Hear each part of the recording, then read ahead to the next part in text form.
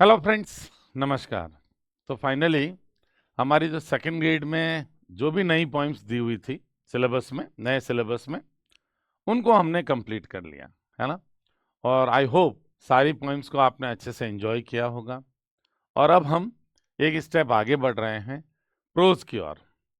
तो प्रोज में सबसे पहले जो हमारे सिलेबस में कुछ एसेज दिए गए हैं, उन एसेज को हम line by line, word by word अच्छे से एनालाइज करेंगे।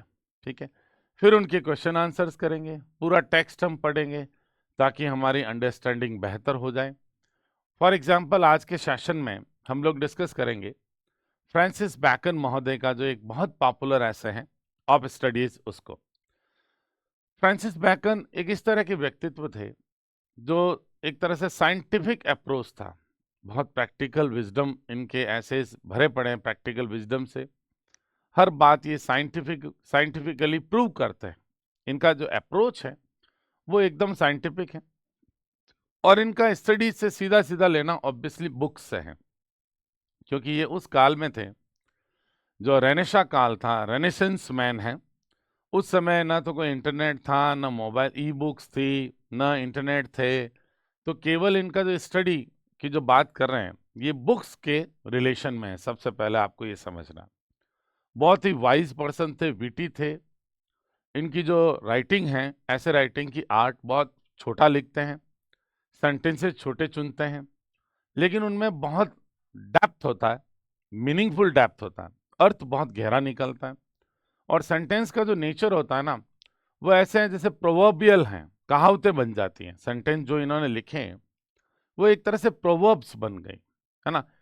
तो फ्रांसिस बैकन के बारे में हम डिटेल में जानेंगे। उसके बाद इनका जो ऐसे हैं ऑफ स्टडीज, उसको भी डिटेल में डिस्कस करेंगे। फिर उस पर किस तरह के क्वेश्चंस आपके एग्जाम के अंदर आ सकते हैं, उनको भी इन डिटेल हम लोग समझेंगे। Is that clear guys? तो पहले बात करते हैं ऑफ स्टडीज से पहले।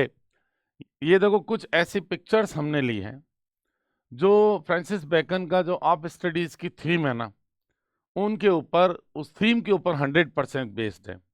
आपको इन पिक्चर्स को बहुत माइन्यूटली देखना है और ऐसे इसमें कहाँ कहाँ कौन सी लाइन से रिलेटेड ये पिक्चर्स हैं, आपको अच्छे से पता करना है दोस्तों। ओके, काफी मेहनत हुई इसमें भी। सबसे पहले बात करते हैं ऐसे हैं क्या। द वर्ड ऐसे कम्स फ्रॉम फ्रेंच। एक फ्रेंच वर्ड है जिसका नाम है एसाई, फ्रेंच वर्ड है। मीनिंग जिसका मतलब है ट्रायल, प्रयास, अटेम्प्ट, एंडेवर, मेहनती कोशिश, है ना, साहसी प्रयास। ये सारे मीनिंग होता है। वर्ड फ्रेंच में है, फ्रेंच वर्ड है एसाई उसके। It comes from the verb essayer. Essayer verb है जिसका मतलब होता है टू ट्राई, कोशिश करना या प्रयास करना। तो एक तरह से किसी डिस्कोर्स को ब्रीफ में, प्रोज में डिस्कस करना, वो ऐसे हैं। प्रोज में किसी आर्ग्यूमेंट को ब्रीफ में डिस्कस करना, एक डिस्कोर्स पेश करना, प्रस्तुत करना साइंटिफिकली, वो चीज कहलाती ऐसे। अब ध्यान दें कि माइकल डी मॉन्टेन, मॉन्टेग्न नहीं है, जी साइलेंट है, माइकल द मॉन्टेन जो है, इज वाइडली कॉल्ड, उसे पुकारा जाता है the father of essay. Of course English essay का नहीं। Francis Bacon is known as the father of English essays. English essays के पिताजी या फाउंडर कह दो, किसको माना जाता है? फ्रांसिस बेकन को। लेकिन ऐसे नाम की जो राइटिंग है उसको इजाद किया था आपके माइकल द मॉन्टेन ने। वाइडली कॉल्ड, इन्हें पुकारा जाता है द फादर ऑफ द ऐसे in world literature, because he practically invented, उन्होंने ही व्यवहारिक रूप से इन्वेंट किया था द मॉडर्न ऐसे, है ना। ये जो आधुनिक ऐसे राइटिंग का जो आर्ट आप देख रहे हो, ये जो जॉनरा है प्रोज राइटिंग का, ये माइकल द मॉन्टेन ने इजाद किया था। फ्रॉम द लेट 1500 से लेके विथ हिज वर्क एसेज, ये ध्यान रखना मॉन्टेन का वर्क है एसेज, यहां से उन्होंने समझ लो शुरू किया था ऐसे राइटिंग की कला को। Okay, got it. अब देखते हैं फ्रांसिस बैकन कहां पे ठहरते हैं एसेइस्ट के रूप में। इनका जो बर्थ हुआ था 22 जनवरी 1561 को हुआ था और जगह थी द स्ट्रेंड, इंग्लैंड का एक कॉलोनी है लंदन में, वहां पे इनका जन्म हुआ था। डेथ इनकी 9 अप्रैल 1626 को हुई थी। उस समय इनकी एज 65 थी। डेथ होने की जगह थी हाईगेट, मिडलसेक्स, इंग्लैंड। यहाँ पे इनकी डेथ हुई थी। कोई इंपॉर्टेंट बात नहीं, ऐसे कोई क्वेश्चन नहीं बनेगी, बस जनरल इंफॉर्मेशन है। फ्रांसिस बैकन, जिनका ये लाइफ स्पैन रहा, वॉज एन इंग्लिश फिलोसफर थे, है ना। फिलोसफी इनकी अपनी एक फिलोसफी है लाइफ को लेकर, तो फिलोसफर थे, स्टेट्समैन थे, यानी पॉलिटिक्स में भी थे, राजनेता थे, एंड साइंटिस्ट भी थे, हु चैंपियन, जिन्होंने पक्ष लिया, वकालत की, द साइंटिफिक मेथड, हर चीज में लाइफ में साइंटिफिक अप्रोच इनकी थी। तो इन्होंने जो जीवन को जीने का जो साइंटिफिक मेथड है उसको एडवोकेट किया या उसको चैंपियन किया, उसकी वकालत की। और दूसरा एम्पिरिसिज्म, ये एम्पिरिसिज्म शब्द बहुत इंपॉर्टेंट है आपके लिए। एम्पिरिसिज्म का मतलब है किसी भी फैक्ट को पर्सनल कसौटी पे कसकर उसकी सच्चाई जानना, not to take things for granted. ऐसा नहीं चीजों को मान लेना, किसी किताब में लिखा है या किसी ने आपको बताया है, आपने उस बात को एज इट इज मान लिया। तो ये जो अप्रोच है जीवन जीने की, ये एम्पिरिसिज्म नहीं है। एम्पिरिसिज्म में क्या होता है कि आप अपने पर्सनल एक्सपीरियंस से चीजों की रियलिटी तक पहुंचते हैं। दैट इज कॉल्ड एम्पिरियलिस्टिक अप्रोच, है ना। हर चीज को अच्छी तरह से जांच परख के उसमें यकीन करना, उसकी जो ट्रुथनेस है, सच्चाई है, वहां तक पहुंचना, है ना। तो वो चीज कहलाती है एम्पिरिसिज्म। हर चीज को ये अपनी साइंटिफिक कसौटी पे कसकर उसकी जांच करते थे, फिर उसको मानते थे। ये जो जीवन जीने का अप्रोच है, यही कहलाता है एम्पिरिसिज्म। एडवोकेटिंग फॉर नॉलेज, ये वकालत करते थे, ज्ञान प्राप्त होना चाहिए आदमी को थ्रू ऑब्जर्वेशन, चीजों को अच्छी तरह से ऑब्जर्व करके, उनका निरीक्षण करके, एंड एक्सपेरिमेंटेशन, और प्रयोग करके। ऐसा नहीं सीधा मान ले चीजों को, है ना। हर चीज को साइंटिफिक अप्रोच है, एक्सपेरिमेंटेशन और ऑब्जर्वेशन, उस तरह से चीजों को नॉलेज देना चाहिए या लेना चाहिए to improve the human condition.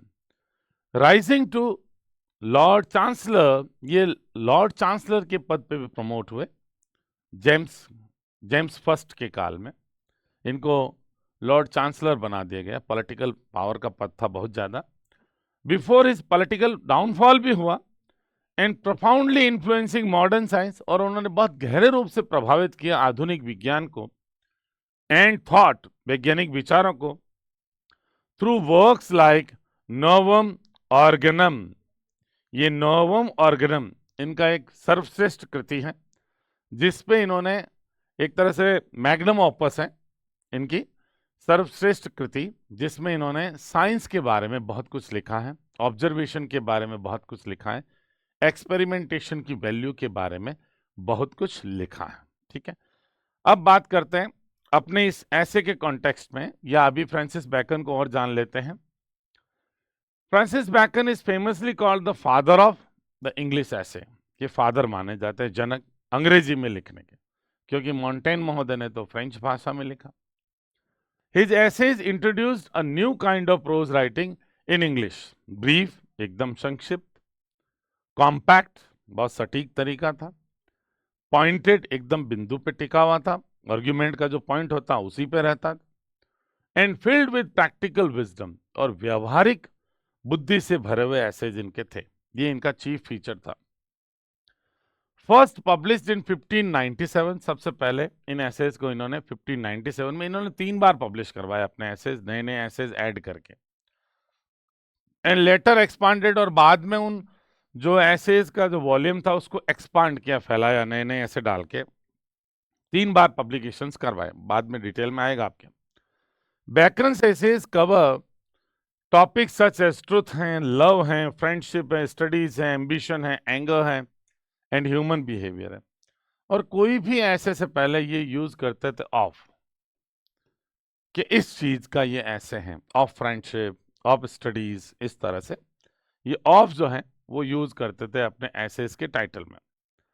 ये एक बड़ी इंटरेस्टिंग बात है अगर आप ढंग से देखो तो, कि अलेक्जेंडर पोप महोदय ने फेमसली डिस्क्राइब फ्रांसिस बैकन को कहा, क्या कहा, एज द वाइजेस्ट सबसे ईमानदार किस्म के, द ब्राइटेस्ट, बहुत बुद्धिमान होशियार किस्म के, ब्रिलियंट के सेंस में ब्राइटेस्ट यूज किया गया है, एंड मीनेस्ट ऑफ मैनकाइंड, सबसे नीचतम किस्म का व्यक्ति।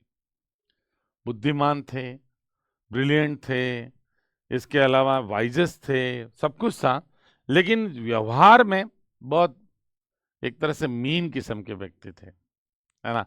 मतलब आप किशोर कुमार की आवाज सुनते ही हो, जो भी ऑडियंस है वो किशोर कुमार को बहुत अप्रिशिएट करते हैं, भाई मैजेस्टिक आवाज है, वो है, लेकिन जो डील करते थे किशोर कुमार से प्रोड्यूसर्स, वो जानते हैं किशोर कुमार कितने लोभी किस्म के व्यक्ति थे पैसों के मामले में।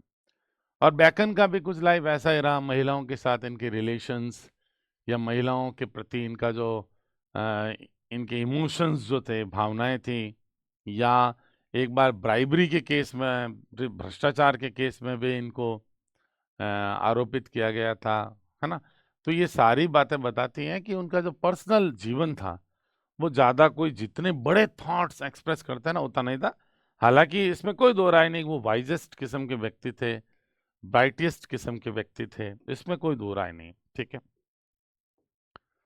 He shaped the scientific revolution and modern science as well as influenced politics and philosophy in his era and beyond. उन्होंने एक तरह से आकार दिया जो वैज्ञानिक क्रांति थी और मॉडर्न साइंस, आधुनिक विज्ञान को उन्होंने एक तरह से आकार दिया कि कैसे साइंस पढ़ा जाना चाहिए, as well as influence politics, राजनीति में भी इनका प्रभाव रहा, एंड फिलॉसफी पे भी इनका प्रभाव रहा, दर्शन शास्त्र पे, इन हिज ईरा, उनके खुद के युग में, और बियॉन्ड, उसके बाद के आने वाले युग में भी उसका प्रभाव विजिबल है आसानी से। बैकन वॉज ए पैट्रन, ये एक बड़ा अजीब सा और इंपॉर्टेंट पॉइंट है। जो लोग लाइब्रेरी साइंस पढ़ते हैं ना उनके लिए मालूम होना चाहिए कि बैकन ही सबसे पहले व्यक्ति थे जिन्होंने लाइब्रेरी की विचारधारा रखी, इसलिए लाइब्रेरी साइंस के पैटर्न के रूप में माना जाता है बैकन को, and developed a system for cataloguing books, और उन्होंने एक सिस्टम बनाया कैसे किताबों को अलग अलग कैटलॉग्स में रखा जाना चाहिए, अंडर 3 कैटेगरीज, सिर्फ 3 कैटेगरीज में ही किताबों को रखा जाना चाहिए। हिस्ट्री की किताबें अलग, पोएट्री की अलग, एंड फिलॉसफी की अलग। ये 3 कैटेगरी बैकन ने लाइब्रेरीज के लिए बनाई। तो जो लोग लाइब्रेरी साइंस में इंटरेस्टेड होते हैं उनको भी बैकन पढ़ना पड़ता है, सोचो आप। He was after the succession of James first का जो सक्सेशन था, राजगद्दी पे बैठना था, ब्रॉट बैकन इनटू ए ग्रेटर फेवर, इससे बहुत ज्यादा तवज्जो मिली बैकन को। ही वॉज नाइटेड, उन्हें सर की उपाधि दी गई। इन 1603 में उन्हें जो नाइटहुड होता है ना, सर की उपाधि देना, है ना, वो 1603 में दी गई। ये भी एक इंपॉर्टेंट पॉइंट है जेम्स के रेन में, साम्राज्य में। ओके, आगे बढ़ते हैं। अब बैकन्स के ऐसे क्यों अच्छे माने जाते हैं, क्या उनका फीचर है, कैरेक्टरिस्टिक, इसके बारे में हम लोग बात कर रहे हैं। कि एक तो एपोरिस्टिक स्टाइल है, ये सबसे इंपॉर्टेंट पॉइंट है। आपके परीक्षा में कहीं ना कहीं ये क्वेश्चन जरूर बनेगा कि बैकन के जो ऐसे की लैंग्वेज हैं वो किस तरह की हैं। तो ये एपोरिस्टिक स्टाइल है। एपोरिस्टिक स्टाइल का मतलब होता है छोटे छोटे सेंटेंस जो प्रोवर्ब की तरह आपको साउंड करते हैं, जैसे कोई कहावतें बोली जा रही है ना। जैसे reading maketh a full man, कितना छोटा सेंटेंस है लेकिन कहावत हो जाती है कि रीडिंग करने से आदमी एक कंप्लीट मैन बन जाता है। तो एपोरिस्टिक स्टाइल है इनकी। His sentences are short, memorable, याद रखने लायक होते हैं, एंड कोटेबल, अक्सर आप उनको कोटेशन के रूप में प्रस्तुत करते हैं तो प्रोवर्ब बन जाते हैं। They are full of meaning, अर्थ से भरे होते हैं। Every line feels like a proverb, प्रत्येक लाइन आपको महसूस ऐसे होती है जैसे कोई प्रोवर्ब बोली जा रही, कहावत बोली जा रही। ये इनका सबसे बड़ा फीचर है, एपोरिस्टिक स्टाइल, भूलना मत। एग्जाम्पल है जैसे नॉलेज इज पावर, कितना छोटा सेंटेंस है, ज्ञान ही शक्ति है, कितना अच्छा साउंड करता है। वैसे reading maketh a full man, reading एक कंप्लीट मैन बनाती है। ये जो सेंटेंस है इसी ऑफ स्टडीज का। अब देखो कितना छोटा सेंटेंस लेकिन कितना इफेक्टिव है, प्रोवर्ब लाइक है, जैसे कोई कहावत कही गई है ना। और बाद में ऐसे सेंटेंसेस अक्सर कोट किए जाते थे, दूसरों को सुनाए जाते थे, है ना। प्रैक्टिकल विजडम से भरे हैं। His essays are not emotional, emotional नहीं है, पर्सनल नहीं है, सब्जेक्टिव नहीं है, ऑब्जेक्टिव है। लाइक मॉन्टेन का जो ऐसे हैं, या चार्ल्स लैम के आप ऐसे पढ़ते हो, चिमनी स्वीपर्स वगैरह, उनमें पर्सनल एलिमेंट आता ही जाता है, तो सब्जेक्टिव नेचर होता है। लेकिन जो बेकन के एसेज होते हैं वो ऑब्जेक्टिव नेचर के होते हैं, उसमें ये खुद अपने आप को इन्वॉल्व नहीं करता। अपनी आइडेंटिटी बार बार आई, मी, माई जैसे शब्द आप बेकन के ऐसे में नहीं पाएंगे, जबकि चार्ल्स लैम के ऐसे में, मॉन्टेन के एसेज में ऐसी बातें होती थी, पर्सनल एलिमेंट्स होते थे। दे आर ऑब्जेक्टिव, ये देखो, वे वस्तुनिष्ठ है, व्यक्तिनिष्ठ नहीं है, वस्तुनिष्ठ है, एनालिटिकल है, चीजों को एनालिसिस करते हैं, एंड प्रैग्मेटिक हैं, है ना, ज्ञान वाले हैं, प्रैग्मेटिक हैं। ऑफरिंग गाइडेंस ऑन लाइफ, जीवन पे क्या देते हैं, गाइडेंस देते हैं। पॉलिटिक्स पे गाइडेंस देते हैं। और कंडक्ट, आदमी का आचरण कैसा हो, कॉन्डक्ट नाउन है तो कॉन्डक्ट है, वो कैसा हो आचरण, ये बातें करते हैं ऐसे। They focus on worldly success, जो दुनियादारी में आदमी की सफलता कैसे हो, प्रैक्टिकलिटी तो वही है। डिसिप्लिन पे बात करते हैं, रीजन, तर्क पे बात करते हैं, रीजन का मतलब यहां पे तर्क, एंड जजमेंट, और किस तरह से चीजों के बारे में सही फैसला लिया जाए, ये गाइडेंस सारा बेकन के एसेज में आपको जरूर मिलता है ना। तो काफी काम के एसेज होते हैं, वैसे ही पढ़ना चाहिए, तो हमारे ठीक है सिलेबस में है, इसलिए हम अक्सर पढ़ते हैं। बाकी मैं तो कहता हूं बेकन को वैसे ही पढ़ना चाहिए, इस तरह का राइटर है, ठीक है। अब बात करते हैं साहब आगे की, बेकन के एसेज की बात ही हो रही है। अब देखो, कंसाइसनेस, कंसाइसनेस मतलब संक्षिप्तता, बहुत कंसाइस होते हैं। तो कंसाइसनेस होती है, एक तो संक्षिप्तता होती है, ज्यादा घसीटते नहीं है मामलों को, एंड प्रिसीजन, सटीकता। संक्षिप्तता और सटीकता, ये दोनों चीजें आपको बेकन के ऐसे में मिलेगी, ज्यादा लंबे नहीं मिलेंगे, और एकदम प्रिसाइसली वही बात करेंगे जो चल रही है, इधर उधर की भटकाव की बातें नहीं है। To beat around the bush, इधर उधर की बातें करना बिल्कुल नहीं मिलेगा, है ना। ये क्या करते हैं, to nail the hammer at the right spot, वहीं पे हथौड़ा मारते हैं जहां पे मारना है, सटीक बात करते हैं, इधर उधर की बिल्कुल बात नहीं होते। नो अननेसेसरी इमोशन, कोई अननेसेसरी इमोशन नहीं, ऑर्नामेंटेशन, बनावटीपन नहीं बातों में, क्लियर, एकदम लॉजिकल एंड डायरेक्ट, ये इनकी खासियत है, सीधी बात करते हैं, नो बकवास, नो चिप चिप, नो झिक झिक। यूज ऑफ मेटाफर्स खूब सारे यूज करते हैं, और अलूजन्स भी लाते हैं इधर उधर, लिटरेरी, आमतौर पे इनके अलूजन्स लिटरेरी होंगे, क्योंकि ये रिलीजियस नेचर के आदमी नहीं थे, साइंटिफिक अप्रोच थी। Bacon frequently uses classical references use करते हैं जो अलूजन होते हैं, अच्छी इमेजरी यूज करते हैं अपने एसेस में, कंपैरिजंस यूज करते हैं, तुलनाएं। He gives authority and elegance to his writing, काफी एक तरह से अथॉरिटी मिलती है उनकी राइटिंग को इन चीजों से, और एलिगेंस, सुंदरता मिलती है। फिर मॉरल एंड रिफ्लेक्टिव टोन, नैतिक और चिंतनशील टोन रहती है इनकी, बात करने में रिफ्लेक्शन झलकता है, रिफ्लेक्टिव टोन है, चिंतनशील शैली है बात करने की। बेकन ऑफर्स बैलेंस्ड व्यूज, ही एनकरेजेस मॉडरेशन। मॉडरेशन क्या होता है, ना तो एक्सेस न कमी, जितना चाहिए, है ना, मध्यम मार्ग एनकरेज करते हैं, विजडम एनकरेज करते हैं, और रेशनल थॉट, तार्किक विचारों को ये प्रमोट करते हैं या एनकरेज करते हैं। ये बेकन का फीचर है।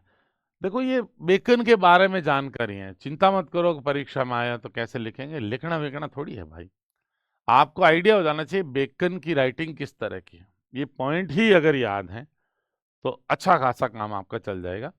आपके परीक्षा में क्वेश्चंस पूछे जाएंगे उसके एसेज के ऊपर बेस्ड, न कि बेकन की पर्सनल लाइफ और कौन से ईरा से बिलोंग करते थे, उनके जीवन में क्या क्या इंपॉर्टेंट घटनाएं हुई, ऐसी झिकझिक बकबक बिल्कुल नहीं आएगी।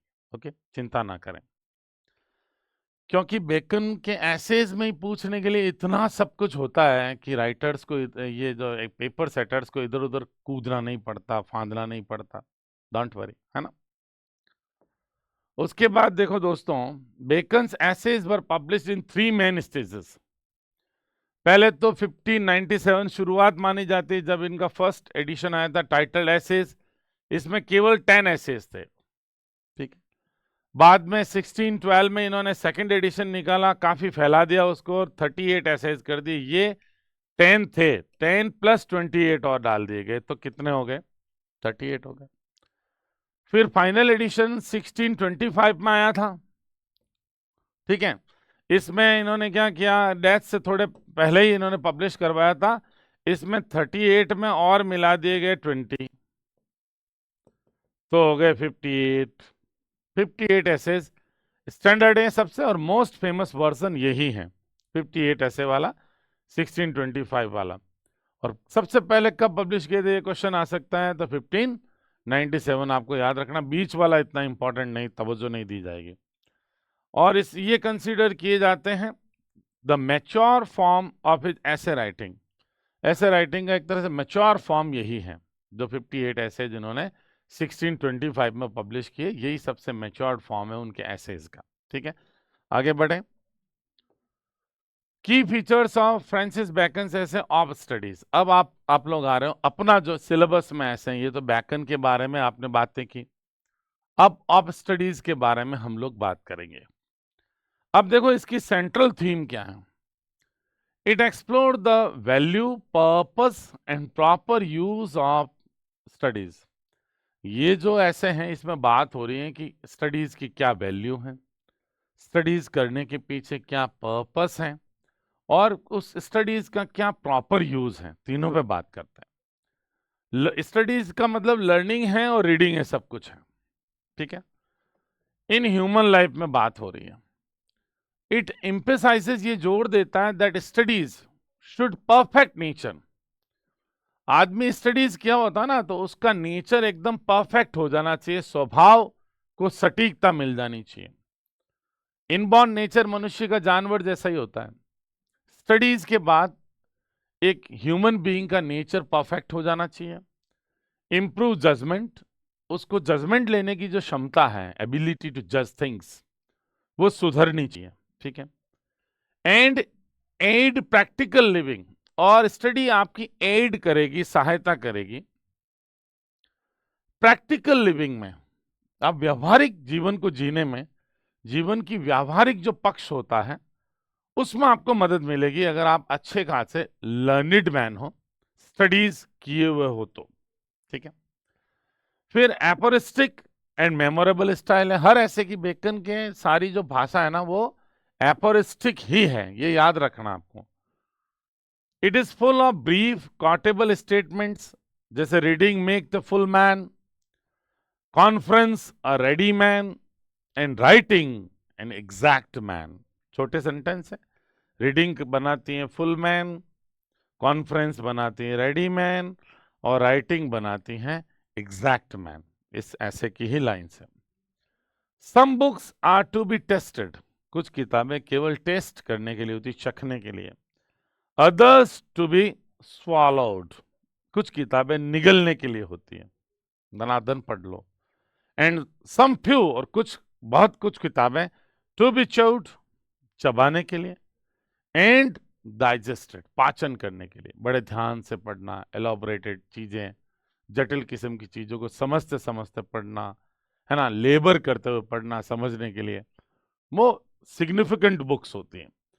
तो बुक्स को भी इन्होंने कैटेगराइज किया है, अलग अलग तरह की किताबें, और क्या स्टडी करने का मैनर बनाना चाहिए। अभी तो फिलहाल हमारा फोकस ऐसे समझने पे नहीं है बाबूजी, अभी ये कुछ ऐसे एपोरिस्टिक आपको स्टाइल नजर आएगी, ऐसे सेंटेंसेस नजर आएंगे जो एक तरह से प्रोवर्ब बन जाते हैं, लोग बाग वापस रिकोट करते हैं कहीं न कहीं किसी कॉन्टेक्स्ट में, ये सेंटेंसेस लोग बाग बोलने की कोशिश करते हैं। इतने मैजेस्टिक उनके छोटे छोटे सेंटेंसेस होते थे, और जो प्रोवर्बियल टोन उनकी होती थी, वही क्या है, एपोरिस्टिक स्टाइल है, भूलना मत इसको, ओके। प्रैक्टिकल विजडम से भरे होते हैं, केवल थियरी की बात नहीं होती भैया जी, है ना। Bacon treats studies as a tool for real life success, है ना, नॉट जस्ट इंटेलेक्चुअल प्लेजर मिल जाए, बौद्धिक आनंद आ जाए, उसके लिए नहीं। रियल लाइफ सिचुएशन में नॉलेज एप्लीकेबल होना चाहिए, ये बेकन का एक पॉइंट रहता है। तो प्रैक्टिकल विजडम है, ठीक है। It shows how reading helps in reading, कैसे आप जजमेंट में हेल्प करती है। थ्रू एक्सपीरियंस एंड रिफ्लेक्शन से या ऑब्जर्वेशन से जजमेंट आता है। कॉन्वर्जेशन एंड सोशल स्किल कैसे इंप्रूव होती हैं, और प्रोफेशनल कॉम्पिटेंस आदमी में व्यावसायिक दक्षता कैसे आती है। ये सारी बातें प्रैक्टिकल विजडम से जुड़ी होती है, जो इस ऐसे में बेकन इन डिटेल करते हैं, ठीक है। आगे बढ़ते हैं। बैलेंस एंड मॉडरेशन, ये बात करते हैं बैलेंस की भी, और अति सर्वत्र वर्जिते, मॉडरेट वे में बात करने की, है ना। चीजों को एक्सट्रीम लेवल पे नहीं ले जाना चाहिए। Excess of anything is bad, किसी भी चीज का अति खराब है, अति सर्वत्र वर्जिते ही, है ना। तो ये बैलेंस मेंटेन करने की बात करते हैं, और मॉडरेशन होना चाहिए, बैलेंस होना चाहिए। मॉडरेशन का मतलब क्या कह सकते हो आप, मध्यम मार्ग होना चाहिए, है ना। Bacon highlights the importance of balance in studies.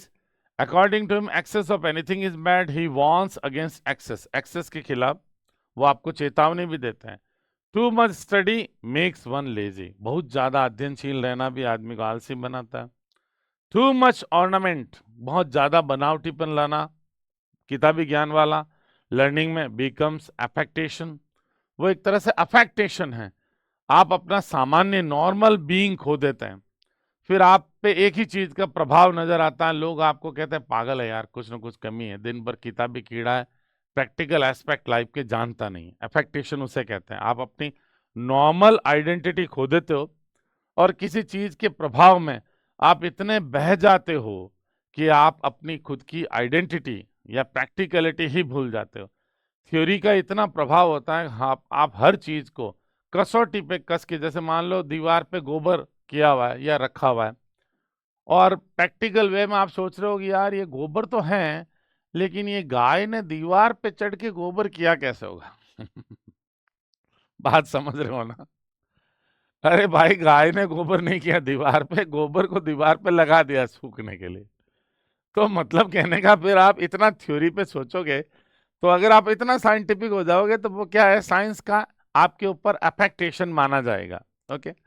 Using learning merely for argument, केवल बहस करने के लिए लर्न करना चीजों को, इज वेन या फुलिशनेस, ये एक तरह से पागलपन है आपका, एक तरह से व्यर्थता है ना। एक तरह से घमंड झलकता है उसे, वेन घमंडी भी होता है, व्यर्थता भी होती है, वेन का फुलिशनेस भी झलकता है। ओके। तो एक्सेस किसी भी चीज का नहीं होना चाहिए, मॉडरेशन होना चाहिए, बैलेंस होना चाहिए। समझ गए होंगे बात। Studies for intellectual discipline, intellectual discipline के लिए भी बात की गई है स्टडी की।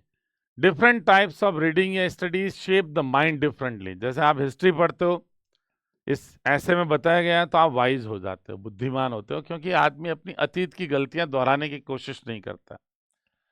क्या हमारी फॉलीज रही, कमियां रही, दोष रहे, डिफेक्शंस रहे, है ना, क्या हमारे डिफेक्ट रहे, क्या हमारी शॉर्ट कमिंग्स अतीत में रही, जिससे कुछ क्या कह सकते हो, कैलेमिटीज आई, संकट आए, क्राइसिस में आदमी गया।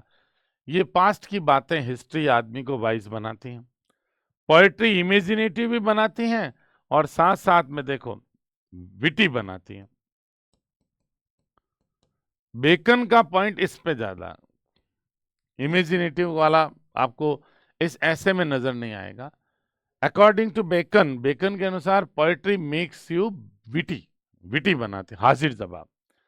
कारण ये है बाबूजी कि बेकन के जमाने में जो रोमांटिक पॉइट्स नहीं थे, तो इमेजिनेशन के लिए जाने जाते हैं रोमांटिक पॉइट्स। बेकन के जमाने के लोग कौन थे भाई, एक तो रेनेसेंस काल के लोग थे, फिर उसके बाद में ये मेटाफिजिकल पॉइट्स थे जो अपने विट के लिए जाने जाते थे। तो बेकन पोएट्री को विट के रूप में जानते थे, कि पोएट्री का मतलब बड़े विटी तरीके से चीजों को प्रस्तुत करना। तो याद रखना, बेकन ये मानते हैं कि पोएट्री मनुष्य को इमेजिनेटिव हटा देना, आप एक्चुअली विटी बनाती हैं, ये वाला आप रखना, ठीक है। और मैथमेटिक्स सटल बनाती है, सटीक, हल्का फुल्का भी कैलकुलेशन में फर्क नहीं, एवरेज की कोई बात नहीं, एकदम प्रिसाइसनेस, सटीकता लाती है। वो सटीकता ही कोई कहते हैं सटल एंड प्रिसाइज, वही आ गई प्रिसाइसनेस। थिंकिंग आती है मैथमेटिक्स से, आदमी फिर एग्जैक्ट बात करता है, इधर उधर की बात नहीं, एवरेज की बात नहीं, लगभग लगभग की बात नहीं, एकदम सटीक बात करता मैथमेटिक्स पढ़ने वाला आदमी। उसी तरह से नेचुरल फिलॉसफी है, एक तरह से नेचुरल फिलॉसफी होती है साइंस, ये डीप थॉट लाती है आदमी में, ठीक है ना।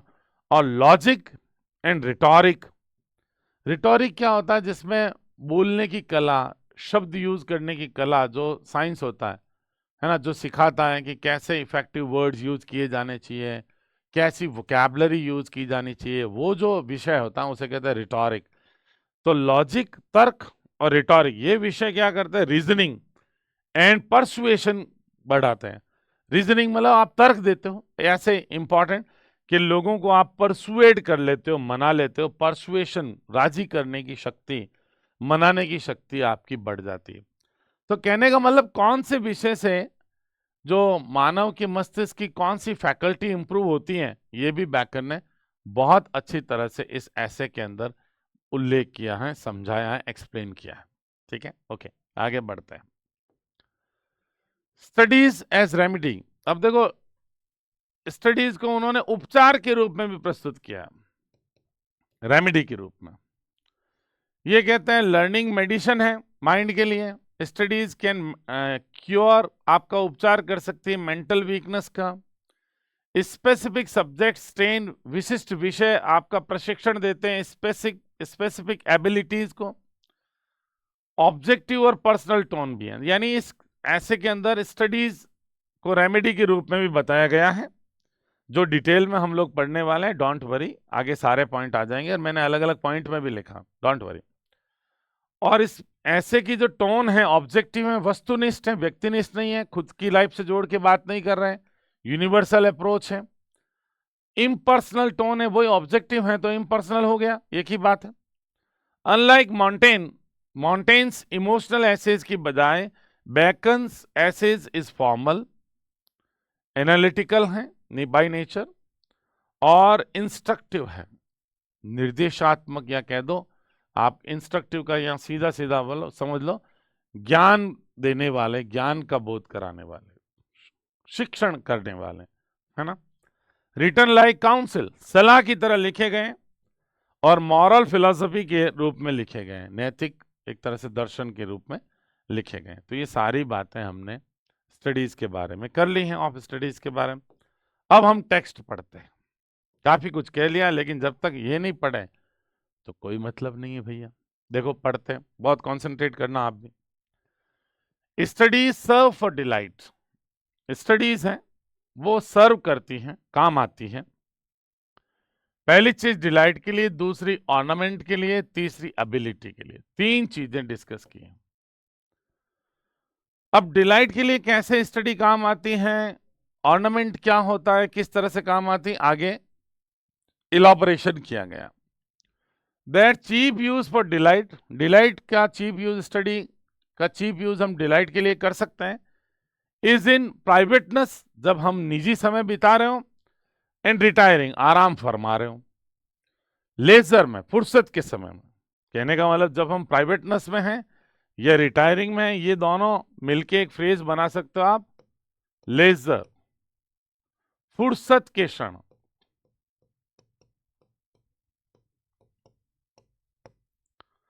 तो फुर्सत के क्षणों में तो स्टडी क्या काम करती है, डिलाइट का आनंद ले सकते हो आप स्टडी करके चीजों की। For ornament is in discourse, studies को अगर हम ऑर्नामेंट के रूप में देखें तो वो डिस्कोर्स में काम आता है। अब देखो, डिस्कोर्स का मतलब होता है वार्तालाप, किसी बात पे व्याख्यान देना, है ना, एक बिंदु पे लंबी बात होती है, वो डिस्कोर्स होता है। तो डिस्कोर्स में स्टडीज किए हुए लोग क्या होते हैं, वो ऑर्नामेंटल होते हैं। उनका डिस्कोर्स ज्ञान से सज जाता है, ऐसे ऐसे शब्द यूज किए जाते हैं, ऐसे ऐसे फ्रेजेस यूज की जाती है, क्योंकि उनको हर सब्जेक्ट की स्टडी की हुई होती है। तो उनका जो डिस्कोर्स होगा वो इफेक्टिव होगा, समझ रहे हो बात। तो ऑर्नामेंटेशन का मतलब effectiveness, choice of effective words, effective phrases, full of wisdom, जो नॉलेज से भरी हों, जिनमें गहराई हो, और बातों में गहराई, भाई डिस्कोर्स में गहराई स्टडी से आएगी।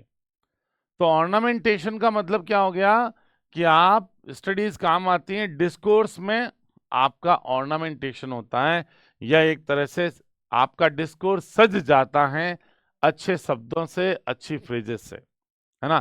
तो वो सजावटीपन आ जाता भाषा में।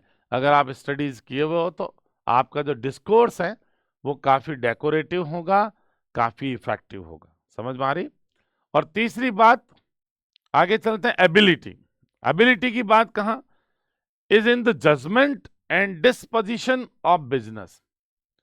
बिजनेस का मतलब है वर्ल्डली अफेयर, याद रखना, बिजनेस का मतलब यहां व्यापार नहीं है। दुनियादारी के जो अफेयर्स हैं, मामले हैं, उनका निपटारा करना, उनको निपटाना, उनको पूरा करना, कंप्लीट करना। तो दुनियादारी के मामलों को डिस्पोजिशन करने में आपको रीडिंग हेल्प करती है, स्टडी हेल्प करती है। आप बेटर तरीके से उनको डिस्पोज कर पाते हैं, वर्ल्डली अफेयर्स को अच्छे तरीके से समझ के निपटा पा सकते हैं, और अच्छी तरह से चीजों को जज कर पाते हैं कि what is right, what is wrong, कौन सा मैन ट्रस्ट करने लायक है, कौन सा नहीं है, कौन सा रास्ता चुनना चाहिए, कौन सा नहीं चुनना चाहिए। जीवन के मामलों में, वर्ल्डली अफेयर्स में जजमेंट होने का पावर, जजमेंट लेने का पावर एक नेसेसरी चीज है। और अगर आप में जजमेंट लेने का पावर है, तभी आप चीजों को व्यावहारिक रूप से सल्टा पाएंगे, निपटा पाएंगे। तो डिस्पोजिशन का मतलब है निपटाना, दुनियादारी के कार्य के लिए यूज किया गया बिजनेस। तो देखो 3 पॉइंट है, डिलाइट, तीनों को वापस कैसे प्रूव किया, देखो बात किया है डिलाइट। स्टडी जो है, स्टडीज वो सर्व फॉर, स्टडी सर्व करती है। पहली चीज डिलाइट के लिए कब करती है, during one's leisure time. Leisure time, फुर्सत के क्षणों में, प्राइवेटनेस मोमेंट्स में स्टडीज को आप डिलाइट के लिए यूज कर सकते हो। दूसरी बात है ऑर्नामेंट के लिए। ऑर्नामेंट का आप कह सकते हो इफेक्टिविटी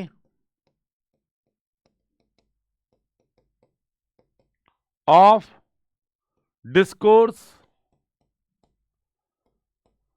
आपका जो डिस्कोर्स है, व्याख्यान है या प्रवचन है या बात है, वो उसमें ऑर्नामेंट हो जाएगा, एक तरह से वो सज जाएगा, उसमें एक तरह से नवीनता आ जाएगी, या यूं कह लो इफेक्टिविटी उसकी बढ़ जाएगी।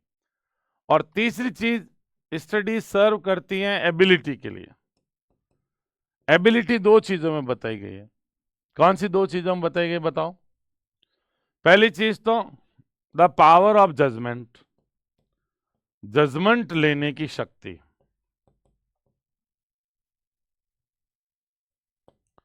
और दूसरी बात, disposition of worldly affairs. Worldly matters या अफेयर्स कह दो या बिजनेस कह दो, मैटर्स कह दो चाहे अफेयर्स कह दो, दुनियादारी की चीजों का आप अच्छी तरह से निपटा पाए, ये एबिलिटी आपके अंदर पैदा हो जाए, और चीजों के बारे में आप सही जजमेंट ले सकें। इस तरह की मेंटल एबिलिटी स्टडीज तीनों पर्पस आपके सॉल्व करती है। ठीक है, तो पहला आप जो सेक्शन है वो आपको समझ में आ गया होगा। उसके बाद फॉर एक्सपर्ट मैन, फॉर यहां कंजंक्शन है बिकॉज के सेंस में। बिकॉज एक्सपर्ट मैन, जो एक्सपर्ट लोग होते हैं, कैन एग्जीक्यूट, वो चीजों का निष्पादन कर सकते हैं, एंड परहैप्स जज of particulars one by one, वो चीजें एग्जीक्यूट कर पाते हैं और जज भी कर पाते हैं चीजों को, लेकिन वन बाय वन, यानी अपने एक्सपर्टाइज के एरिया में जो चीज आती है। जैसे एक कार का मैकेनिक है, वो कार के बारे में बेहतर जजमेंट ले सकता है, एक्सपर्ट है ना वो उसी चीज का। उस तरह से एक फिजिक्स का जानकार है तो केवल फिजिक्स की चीजों को अच्छा एनालाइज कर पाता है। एक ग्राफिक डिजाइनर है, वो केवल डिजाइनिंग के बारे में बेटर जजमेंट ले सकता है क्योंकि वो एक्सपर्ट है, तो चीजों को वन बाय वन ही ले सकते हैं एक्सपर्ट्स। पर्टिकुलर्स के वो विशेष खास चीजों के ही वो जानकार होते हैं, विशेष या खास। बट द जनरल काउंसिल्स, लेकिन सामान्य जो सलाह की चीजें होती हैं या जो काउंसिल, क्या कह सकते हो आप, कई बार कहते हैं ना उन्होंने हमारी काउंसलिंग की जरूरत है, कह सकते हो सलाह, कह सकते हो जनरल परसेप्शन, कह सकते हो सामान्य जो काउंसिल्स हैं, एंड द प्लॉट्स और योजनाएं, एंड मार्शलिंग ऑफ अफेयर्स और दुनियादारी की चीजों को मार्शल करना, चलाना, ठीक है ना। कम बेस्ट, वो वही लोग अच्छी तरह से कर सकते हैं, दोज दैट आर लर्निड, उन्हीं लोगों से आती ये चीजें जो लर्निड है, जो स्टडी करते हैं। तो कहने का मतलब जो लर्निड लोग हैं वो स्कॉलर से भी बेटर है, ये वो कहना सॉरी वो एक्सपर्ट से भी बेटर है। तो एक यहां पे मैसेज जाएगा, आप ये बात ध्यान रखना, ये विशेष नोट है। अकॉर्डिंग टू बेकन, बेकन के अनुसार क्या ध्यान रखना है कि लर्निड मैन, जो पढ़े लिखे लोग हैं या स्टडी के लोग हैं, आर बेटर, वो अधिक अच्छे होते हैं देन एक्सपर्ट्स, एक्सपर्ट लोगों से।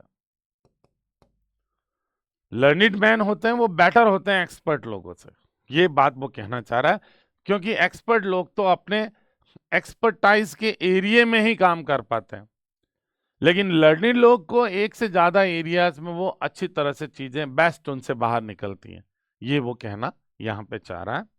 बोलो बात पूरी समझ में आ गई क्या? यहाँ तक जो हमने पढ़ा है भाई, मार्शलिंग करना जीवन के मामलों की या जनरल आम जब राय की बात आती है तो जो बेस्ट किन से निकलता है? जो लर्निड है। यहाँ पे बात की गई है एक्सपर्ट मैन और लर्निड के बीच का कॉन्ट्रास्ट आपको समझाया जा रहा है, और ये कॉन्ट्रास्ट बेस्ड ऑन स्टडीज है, अध्ययन के ऊपर बेस्ड है। Okay, got it. देखो, डिलाइट के लिए पढ़ सकते हैं। ऑर्नामेंट, जब बातचीत करते समय पढ़ा लिखा आदमी का अलग ही मामला होता है, और एबिलिटी जब पढ़ते हैं तो जीवन में आप जजमेंट आपका बेहतर आ जाता है, चीजों को एग्जीक्यूट करना, वर्ल्डली अफेयर्स को उनको डिस्पोज ऑफ करना, you learn better through study, ये बात समझाई जा रही है। ओके, अब देखो, to spend too much time in studies, अब देखो यहाँ पे मॉडरेशन लाया जा रहा है, बैलेंस करने की कोशिश कर रहा है बैकन कि to spend too much time in studies is sloth, बहुत ज्यादा समय बिताना पढ़ाई में इज स्लॉथ, वो क्या है? लेजीनेस है, आलस्य का सूचक है। तो ज्यादा समय बिताओ तो रिस्क है स्लॉथ की, आलसी होने की। क्योंकि एक आदमी दिन भर किताब लिए पढ़ा रहता है, वो कहता मुझे तो बस पढ़ने में मजा आता है, मैं तो दांत ही ब्रश नहीं करूंगा, बस दांत ब्रश करने की विधि के ऊपर एक किताब पढ़ लूंगा। तो ऐसे सुस्त आदमी किस काम के यार? तो ज्यादा स्टडी या मॉडरेट किया जा रहा आइडिया को।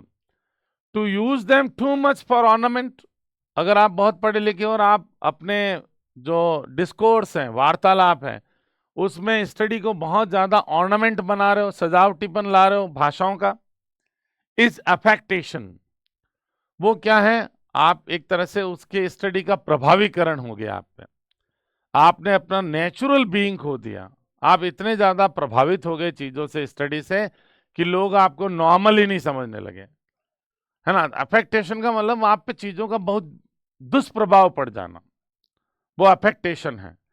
तो दुष्प्रभाविता है, अगर आप बहुत ज्यादा ऑर्नामेंटेशन लाते हो, बातचीत में बनावटीपन लाते हो, स्टडी का ज्ञान की बातें जरूरत से ज्यादा ठूंसते हो, तो लोग कहेंगे पागल है ये, मत सुनो इसकी, तो अफेक्टेशन हो गया। और टू मेक जजमेंट होनली, और जजमेंट करना, चीजों के बारे में फैसला करना पूरी तरह से बाय द रूल्स, जो रूल्स आपने पढ़े हैं किताबों में, is the humour of a scholar, वो एक स्कॉलर का क्या है?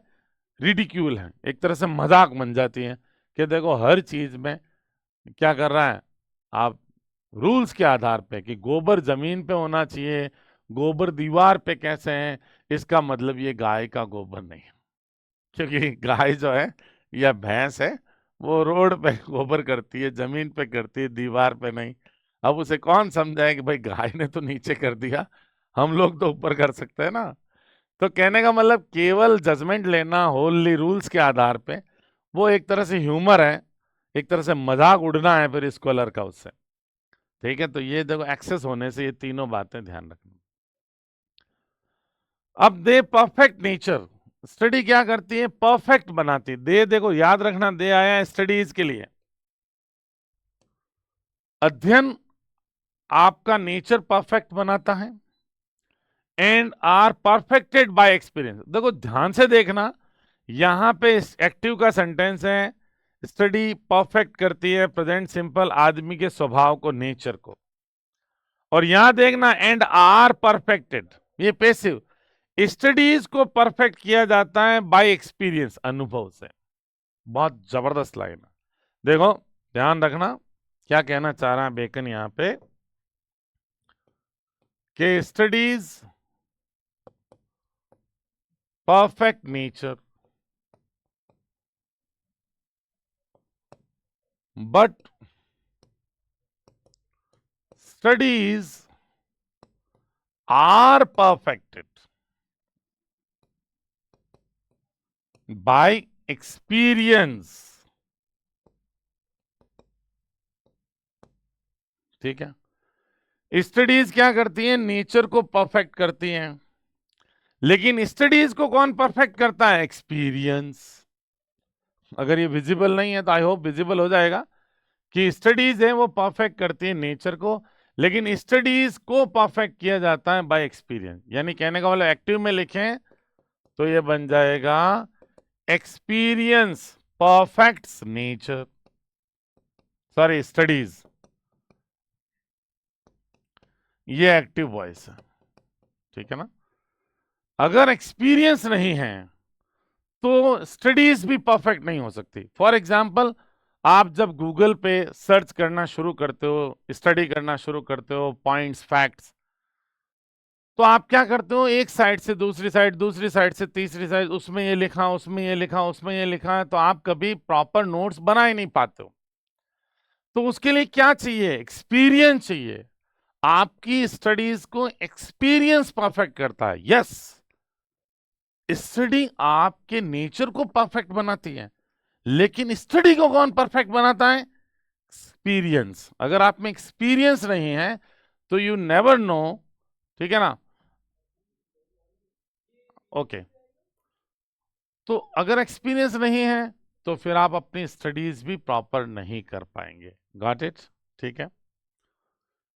ये वो कहना चाह रहा है, एक्सपीरियंस। भाई टीचर की जरूरत क्यों पड़ती है, उनको पता है ना क्या पढ़ना। तो if you don't know what is good to read and what is not good to read, ये एक्सपीरियंस नहीं आया। मुझे एक लेफिकार्डो हर्न, एक राइटर है, जिनका एक ऐसे लिखा on reading in relation to literature, उनकी बात याद आती है स्पेशली, जब उन्होंने कहा कि very few people know how to read, considerable experience with literature is required before taste and discrimination can be acquired. And without these, it is almost impossible to learn how to read.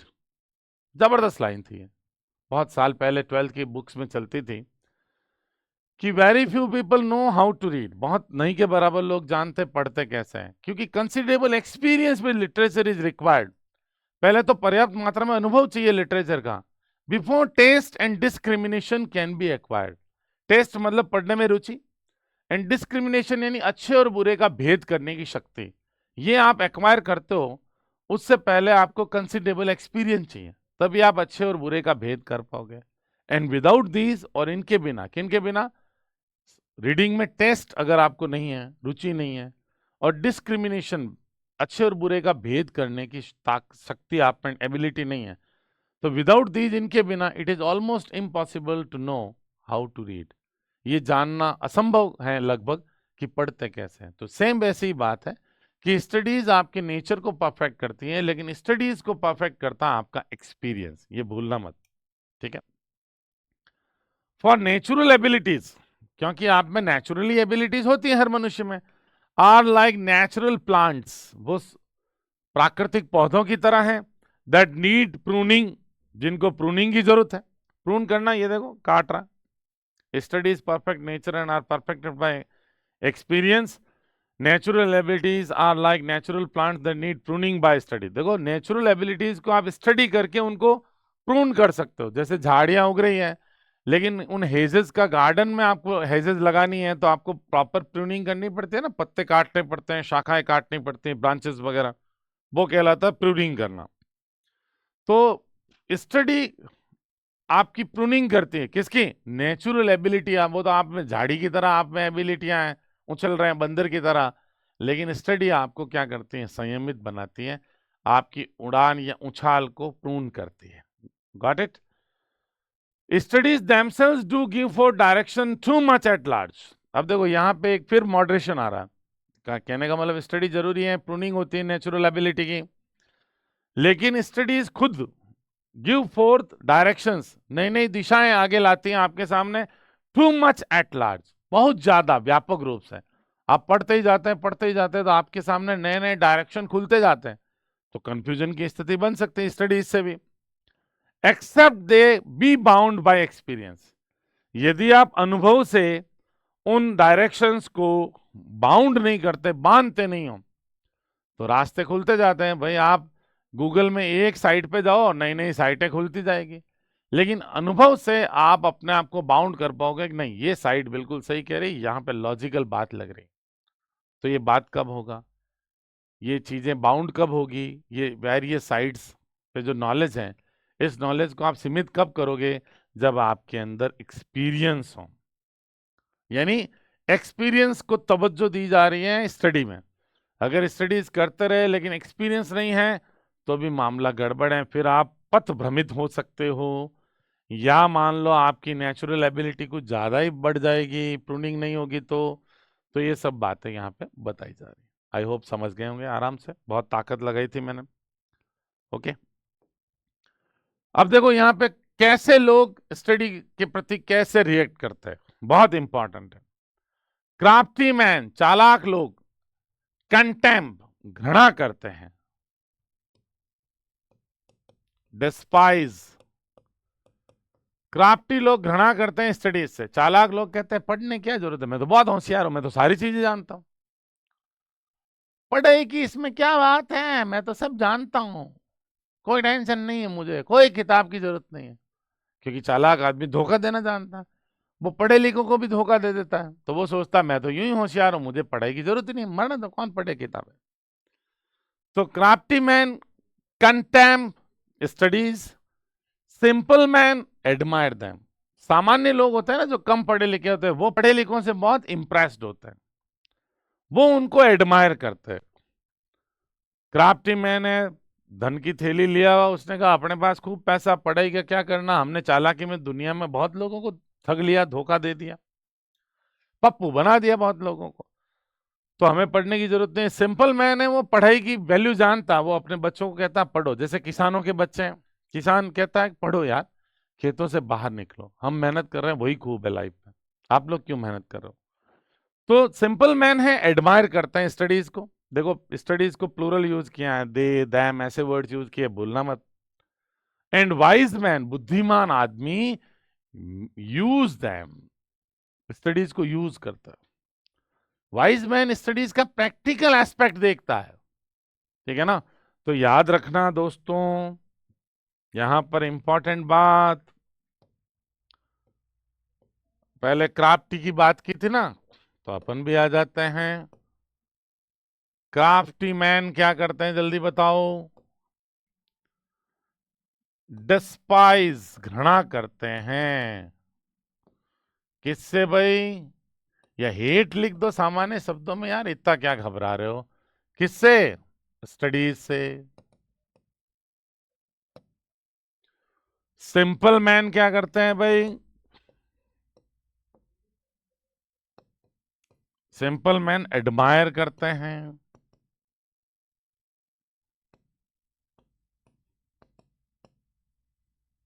ठीक है। और wise man क्या करते हैं भाई? Use studies, practically studies को use करते हैं, वाइज मैन होते हैं, ठीक है ना? They make practical use of their study. Got it? Okay, ये बात यहां पे बताइए बेकन महोदय ने। आगे देखिए, but that is A, sorry आगे मैं भटक गया हूं। फॉर चूंकि they teach not their own use, क्योंकि पढ़ाई जो है ना, स्टडी, वो ये फिर अगेन से स्टडी के लिए आया है। They teach not their own use, पढ़ाई अपना खुद का यूज नहीं सिखाती, मुझे कहां पे काम में लेना है। गणित आपको नहीं कहेगी शंकु का आयतन निकालते समय, आपको शंकु नहीं कहेगा कि आइसक्रीम का कोण खाते समय मेरा यूज करना बाबू। या बेलन का आयतन निकालते समय बेलन आपको नहीं कहेगी कि मेरा आयतन वहां पे काम आएगा। वो तो प्रैक्टिकल यूज करना जानना आदमी को एक्सपीरियंस के थ्रू होता है। तो स्टडीज अपना खुद का यूज नहीं सिखाती, and that is a wisdom without them and above them. और ये एक बुद्धि की चीज होती है, बिना पढ़ाई के या पढ़ाई से परे जाकर भी, वन बाय ऑब्जर्वेशन। ये यूज करना किस पे डिपेंड करता है? ऑब्जर्वेशन पे। बहुत इंपॉर्टेंट पॉइंट है, यहां पे ऑब्जर्वेशन की बात की जा रही है कि आदमी का जो ऑब्जर्वेशन है वो मेक्स वन एबल, एक व्यक्ति को योग्य बनाता है टू यूज स्टडीज प्रॉपरली।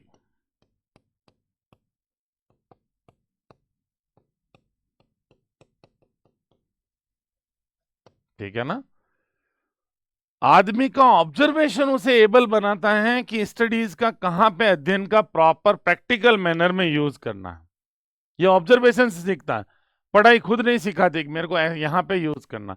जैसे आपको कोई गति का, मोबिलिटी का प्रिंसिपल सिखा दिया, तो फिर आपको सीखना है कि यार ऑब्जर्व करके एक मोटरसाइकिल में यही सिद्धांत काम आता होगा या कार में ये सिद्धांत काम आता होगा। Okay, got it? ये बात कही जा रही है यहां पे कि यूज है ना, स्टडीज अपना खुद का यूज नहीं सिखाती, ये विजडम की बात होती है। विदाउट दैम, भले ही आप बिना पढ़ाई पढ़ाई के भी, बिना स्टडीज के, या अबाउ दैन, अगर आप उनसे भी ऊपर देखें, स्टडीज से ऊपर विजडम होता है या ऑब्जर्वेशन होता है। ये जो बुद्धि है वन बाय ऑब्जर्वेशन, ये विजडम ऑब्जर्वेशन से आता है, चीजों को वाइजली यूज करने का, प्रैक्टिकली यूज करने का। Got it? Read not to contradict, नहीं पढ़ना चाहिए आपको कॉन्ट्राडिक्ट करने के लिए, विवाद खड़ा करना, केवल बातों में पलट के जवाब देना। कॉन्ट्राडिक्ट करना मतलब पलट कर जवाब देना। एंड कॉन्फ्यूट, मुकाबला करना, यानी डिबेट करने के लिए नहीं पढ़ना, है ना? टू कॉन्ट्राडिक्ट एंड कन्फ्यूट का मतलब होता है टू आर्ग्यू। लिख देता हूं मैं, टू कॉन्ट्राडिक्ट एंड कन्फ्यूट मतलब to make arguments.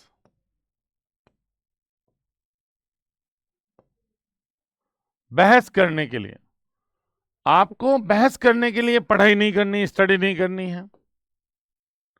Not to believe and take for granted, नहीं आपको सब चीजें भरोसा करने के लिए कि भाई मान लो जो भी किताबों में लिखा सच है। And take things for granted, कि मान लिया यार किताब में, देखो मैंने किताब में पढ़ा है, सही है ना, ऐसे नहीं। रेशनलिटी चाहिए, इंपॉर्टेंट बात है। ऑब्जर्वेशन चाहिए, एक्सपीरियंस चाहिए। कई बार देखते ना, सर मैंने गूगल पे ये उत्तर देखा। अरे गूगल क्या होता है? गूगल क्या होता है? भले गूगला लिया या गूगली लिया, उससे क्या होता है? गूगल तो गूगली मार देगा, अभी दूसरी साइड पे दूसरा उत्तर निकल आएगा। तो you can not take things for granted, ऐसा नहीं मान ले सही है सब कुछ। Not to find talk and discourse, और पढ़ना इसलिए नहीं है कि आपको बातचीत के विषय मिल जाए, वार्तालाप करने की चीजें मिल जाए, कि मैं पढ़ूंगा तो बस मैं बहुत अच्छा डिस्कोर्स दे पाऊंगा, बहुत अच्छी बातें कर पाऊंगा, इसलिए नहीं पढ़ना। But two way and consider, ये इंपॉर्टेंट बात। पढ़ना किस लिए है? टू वे, चीजों को अच्छी तरह से तोल मोल के कंसीडर करें, समझना, इसलिए पढ़ना। ठीक है? तो ध्यान रखना किन किन चीजों के लिए नहीं पढ़ना है भाई। ठीक है? अरे ये क्या हो गया, यहीं पे एक तो नॉट टू रीड, आदमी को पढ़ना किन किन 3 चीजों के लिए नहीं पढ़ना चाहिए बताओ। अरे अभी पढ़ा नहीं यार लाला मेरे। देखो, एक तो पहला चीज कॉन्ट्राडिक्ट और कंफ्यूज करने के लिए नहीं पढ़ना, दूसरा to believe and take things for granted, और तीसरा आपको केवल टॉक एंड डिस्कोर्स मिल जाए इसलिए नहीं पढ़ना। तो इन 3 चीजों के लिए बेकन कह रहा नहीं पढ़ना चाहिए। कौन सी 3 चीजों के लिए? पहली चीज बोलो। अरे पहली चीज तो बोलो यार, अभी जो हमने पढ़ी फर्स्ट थिंग, क्या चीज पढ़ी हमने? ये ऊपर लिखी है ना यार, टू कॉन्ट्राडिक्ट। ऊपर ही लिख दूं ना यार, ऐसे क्यों करता हूं मैं, पागल हो गया हूं मैं। यहीं पे लिख देता हूं, not to read books for, ये नॉट टू रीड बुक्स, किताबें नहीं पढ़नी है किन 3 चीजों के लिए? पहला कॉन्ट्राडिक्ट और कंफ्यूज करने के लिए नहीं पढ़ना, ठीक है। दूसरी बात क्या थी बाबू? पहली चीज ये नहीं करनी है। दूसरा क्या नहीं करना है? दूसरा क्या नहीं करना है? बोलने में चीजें मिल जाएं टॉक के बारे में, ये देखो। दूसरा आप ये sorry, not to believe and take things for granted, आपको पढ़ना इसलिए नहीं कि आप कुछ भी चीज पढ़ ली और बिलीव कर दिया। To believe and take things for granted, चीजों को आप बस सच मान लो, इसलिए नहीं पढ़ना। खुद की बुद्धि तो लगानी ही है, भले किताब कह रही है कुछ बातें। और तीसरा to find talk and discourse, ये देखो कि आपको बस बातें मिल जाएं, वार्तालाप करने की चीजें मिल जाएं। तीसरा टू फाइंड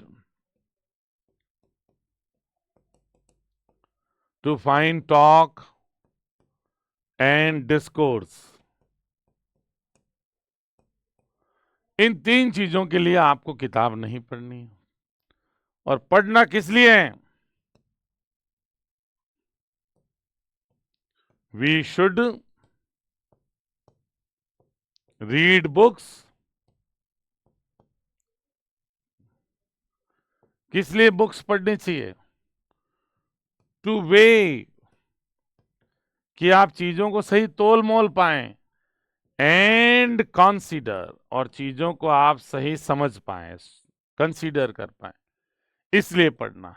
ये एक चीज बताइए पढ़ने के लिए, ठीक है ना। ये बहुत इंपॉर्टेंट पॉइंट था। Okay, got it. अब तो आप समझ गए होंगे मुझे लगता है। अब देखो, बुक्स के बारे में क्लासिफिकेशन ऑफ बुक्स किया जा रहा है बेकन द्वारा।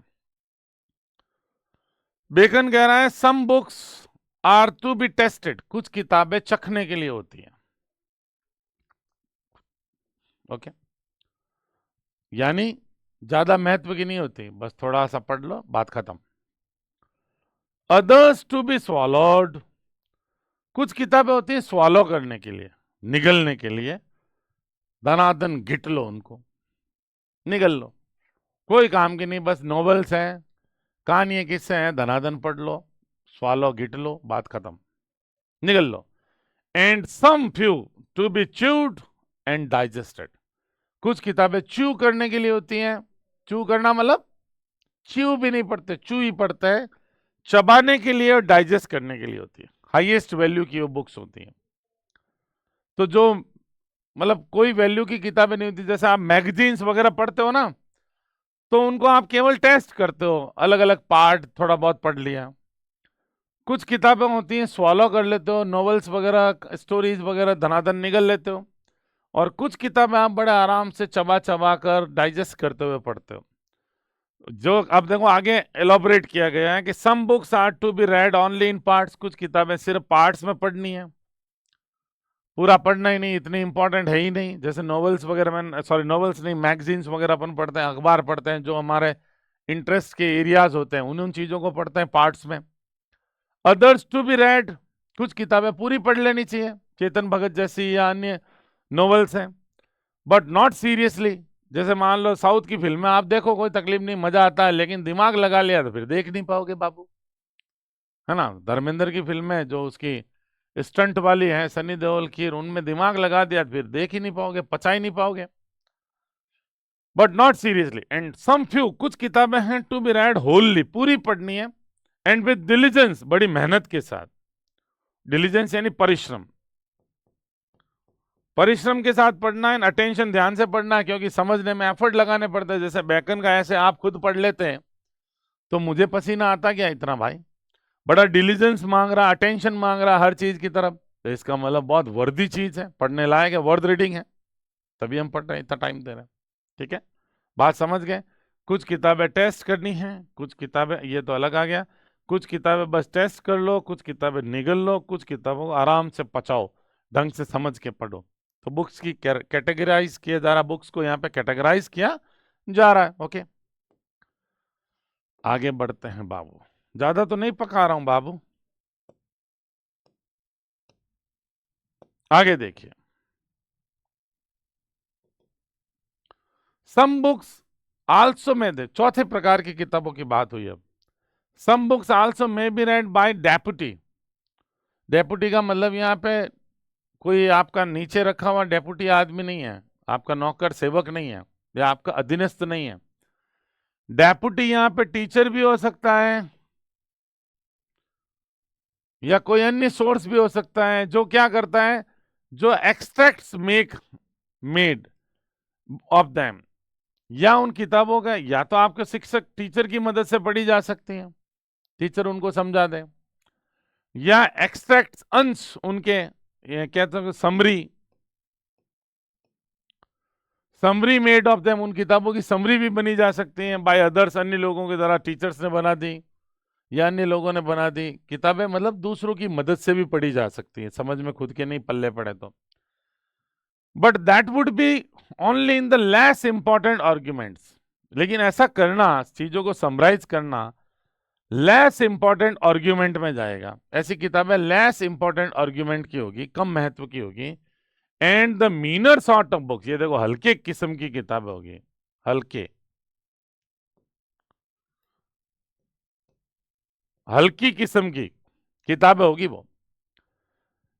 एल्स डिस्टिल्ड बुक्स, या अन्य शब्दों में कहें distilled books are like common distilled water, यानी ये केवल बाही चमक वाली किताबें, डिस्टिल्ड वाटर वाले। ये डिस्टिल्ड बुक किसे किया गया है, समरीज, जैसे अपन ये क्या कहते हैं यार, पास बुक्स कह दो, या अपन वो एक सप्ताह में पढ़ने वाली आती है ना, प्रश्न बैंकर, ऐसी किताबें यूनिवर्सिटी में एग्जामिनेशन के दौरान अपन लोग पढ़ते थे ना यार, क्या बोलते हैं उनको, रेफरेंस बुक नहीं है भाई, कह सकते हो पास बुक्स कह दो, या हेल्प डेस्क कह दो, ऐसी छोटी मोटी किताबें होती है, ये इनको डिस्टिल्ड बुक्स किया गया। एंड डिस्टिल्ड बुक्स किसको बताया गया है, समरी या नोट्स वाली बुक, ओरिजिनल की बजाय, टेक्स्ट बुक की बजाय। तो समरी या नोट्स वाली बुक है ना, वो डिस्टिल्ड बुक्स बताई गई है, डिस्टिल्ड वाटर की तरह, फ्लैशी थिंग्स, ये सब फ्लैशी चीजें हैं, बाहर से चमक इनकी ठीक दिखती है लेकिन इनमें दम कुछ नहीं है। मैं क्या समझाना चाह रहा हूं, बात समझो।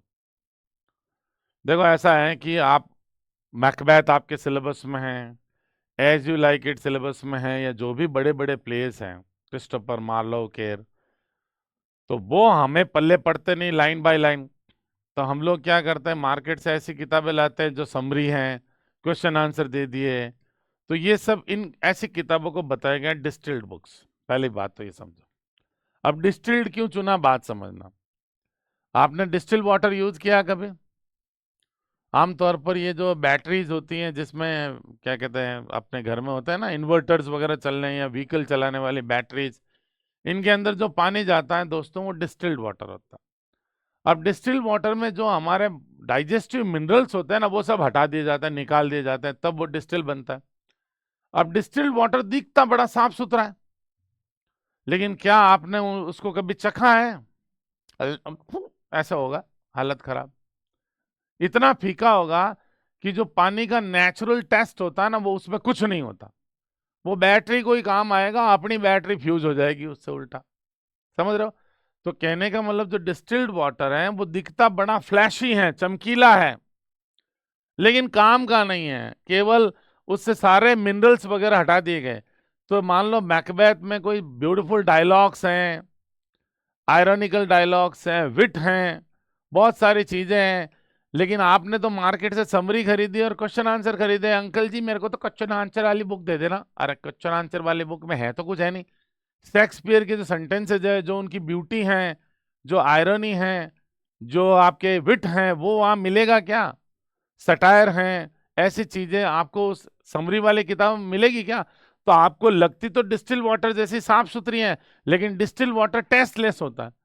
तो ऐसी बुक जो आप किसी से नोट्स बनवा लेते हो, या आप कह सकते हो समरी लिखवा लेते हो, लेकिन फिर ऐसी किताबें समरी में आप पढ़ सकते हो, नोट्स में पढ़ सकते हो, लेकिन वो डिस्टिल वाटर्स की तरह हो जाएगी, फ्लैशी थिंग्स हो जाएगी, केवल दिखने में ही चमक दमक मेंटेन है, उसमें दम कुछ भी नहीं। बात समझ में आ गई क्या कि नहीं आई? डिस्टिल वाटर केवल चमकीला पानी जो दिखता प्योर है, लेकिन उसमें गुण कुछ नहीं। वैसे ही आप किताबों की समरी वगैरह निकलवा लेते हो, तो जो रियल जो चीजें हैं ना, जिन चीजों के लिए वो बुक जानी जाती है, फिर उसका सब मजा चला जाता है, क्योंकि समरी में वो चीजें आ नहीं पाती। सटायर, आयरनी, पैराडॉक्सिकल स्टेटमेंट्स, कुछ नहीं आता फिर। ओके, बात समझ गए होंगे? वो डिस्टिल वाटर से कंपेयर किया गया। मैंने नीचे लिख दिया, अरे बाबू, it mean that reading summaries और notes instead of the original text, rich text, superficial, सतही है। It gives you just the flashy, ये प्योर एसेंस, आपको चमकीला, ये शुद्ध एसेंस दिखता है, टेस्टलेस डिस्टिल्ड वाटर की तरह, विदाउट द डेप्थ, बिना गहराई के, फ्लेवर उसमें कुछ है नहीं, रियल नॉरिशमेंट, पोषण कुछ है नहीं, है ना? तो ये किताबों का जो पोषण है, फुल वर्क है, वो फ्लैशी हो जाता है, लेकिन उसमें सब्सटेंस की, असली सब्सटेंस की कमी है। डिस्टिल वाटर आप पी के अपनी प्यास नहीं बुझा सकते। आपकी बॉडी को जो नॉरिशमेंट चाहिए वो डिस्टिल वाटर से नहीं मिल सकता। दिखने में तो भाई नेचुरल पानी से भी साफ सुथरा दिखता है। तो वही बात ये नोट्स और एक्सट्रैक्शन के लेकर हो रही है। अब देखो ये इंपॉर्टेंट बात है कि reading maketh a full man. Reading आपको एक पूर्ण व्यक्ति बनाती है, कंप्लीट मैन। रेमंड नहीं हो, ऐसे नहीं, Raymond, a complete man. Reading आपको फुल मैन बनाती है। कॉन्फ्रेंस का मतलब डिस्कशन, कॉन्फ्रेंस का मतलब डिस्कशन, चर्चा करना। और रेडी मैन, इससे आप एक तत्पर व्यक्ति बन जाते हो, कोई भी चीज को तुरंत एक्सप्लेन करके बता सकते हो, रेडीनेस आता है एक्सप्रेशन में। एंड राइटिंग एग्जैक्ट मैन बनाती है, सटीक, प्रिसीजन लाती है। लेखन, लिखता आदमी बहुत सोच विचार के हैं, लिखने में आपको सोचने का, समझने का, तार्किकता का समय मिलता है। तो आपकी राइटिंग में एग्जैक्टनेस आती है। राइटिंग करने से आदमी धीरे धीरे एग्जैक्ट हो जाता है, प्रिसाइसली लिखता है, सटीकता से लिखता है। ओके, सटलनेस आ जाती है, एकदम सटीकता आ जाती है। तो देखो, रीडिंग क्या बनाती? Full man. कॉन्फ्रेंस क्या बनाती? Ready man. और राइटिंग क्या बनाती है? Exact man. ये तीनों याद रखना, एज इट इज, इधर लिखा भी है, ठीक है? ऑफ स्टडीज वो बात की बात है। ये रहा, देखो, reading full man, conference ready man, writing exact man, ठीक है? And therefore if a man right little, और यदि राइटिंग आदमी कम करता है, एग्जैक्टनेस लाना चाहता है, राइटिंग कम करता है कि मैंने तो अच्छा नहीं लगे ऐसा लिखना गुरुजी, कौन लिखते हैं, हाथ दुखता है। तो अगर राइटिंग कम आदमी यूज कर रहा है, तो he had need have a great memory. तो हो सकता है कि उसे बहुत बड़ी याददाश्त की जरूरत हो, मतलब उसके पास बहुत अच्छी याददाश्त होनी चाहिए। हैड नीड हैव, ये कंडीशनल चल रहा है ना, पास्ट का।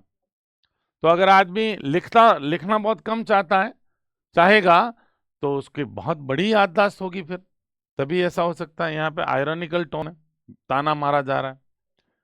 तो ग्रेट मेमोरी है, तभी आप फिर लिखना कम से काम चल जाएगा। इफ ही कॉन्फर्ड लिटल, यदि वो बातचीत कम करता, विचार विमर्श करना, चर्चा करना, कॉन्फ्रेंस इसी से बना, कॉन्फर्स है, तो he had need have a present wit. तो फिर पहले से ही उसके अंदर हाजिर जवाबी विट होना चाहिए, बचपन से ही। विट कहते हैं हाजिर जवाबी होना। जैसे वो बीरबल था ना, अकबर बीरबल, हर बात पे तुरंत तैयार रहना, वो विट नेचुरली है। तो भले ही हो सकता है कन्फर्म नहीं करें, बातचीत नहीं करें, तो फिर उसमें नेचुरल विट होना चाहिए। And if you read little, कम पढ़े, तो he had need much, have much cunning. तो वो क्या कनिंग होना चाहिए, मतलब कनिंग का मतलब चालाक, बिना पढ़े ही, मतलब क्या है, सब मैं तो सब जानता हूँ या क्या है, कुछ नहीं, हाँ हाँ मुझे पता है, डोंट वरी। तो चालाक होना चाहिए, to seem to know that he does not, वो प्रतीत ऐसा होना पड़ता है उसको जैसे वो जानता है उस चीज को जो वो एक्चुअल में नहीं जानता। ऐसा ढोंग करना पड़ता है, प्रिटेंड करना पड़ता है, प्रिटेंस करना पड़ता है, मैं जानता हूँ, डोंट वरी। ऐसा हाँ में हाँ मिला दिया, अपनी पोल नहीं खुले। अगर पढ़ने का शौक नहीं है तो फिर आदमी को कनिंग बन के रहना पड़ेगा, हाँ में हाँ मिलानी पड़ेगी, और अपीयर ऐसा होना पड़ेगा कि वो सब कुछ जानता है, सब कुछ जानता है। ओके, तो ये बातें इसमें ये वाला ही इंपॉर्टेंट है। रीडिंग क्या बनाती है, full man, conference ready man, writing an exact man. Got it? Okay,